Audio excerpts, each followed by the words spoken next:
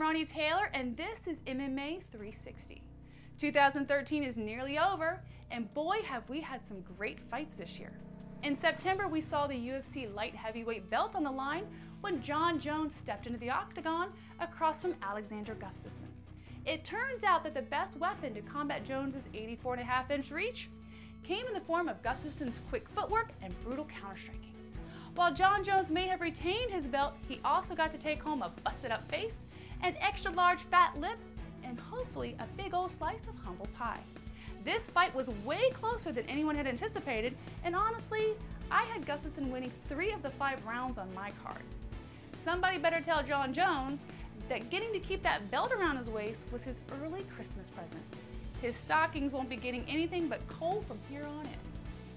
Back in July at UFC 162, the biggest upset in UFC history came at the hands of Chris Weidman as he dispatched the then pound-for-pound king, Anderson Silva.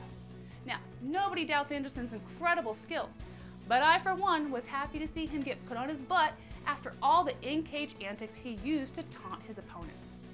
You're not on Dancing with the Stars, Anderson, so leave the fancy moves in the locker room when you rematch Weidman. You just might get your belt back. Maybe. One of my favorite fighters and longtime Las Vegas resident, Vitor Belfort, had 2 incredible high kick finishes this year, further cementing him as one of the greatest fighters of all time. Vitor made his UFC debut way back in 1997 and looks as good, if not better, 16 years later. Michael Bisping got dropped with a left high kick to his noggin in January, and then Luke Rockhold fell victim to a spinning back kick in May. Vitor seems to defy Father Time in a sport dominated by 20-somethings. He now sits atop both the middleweight and light heavyweight divisions, knocking on the door of once again wearing UFC gold. Well, that's all I've got for this week here on MMA 360. Make sure to subscribe to my channel above and leave me a comment below and share this video with your friends.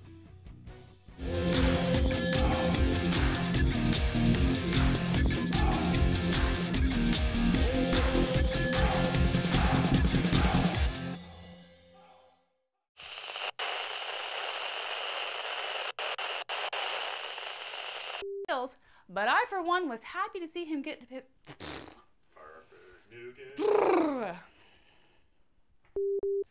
You're not on Dancing with the Stars, Anderson, so leave the fancy moves in the locker room when you rematch Weidman and you That did not make any sense.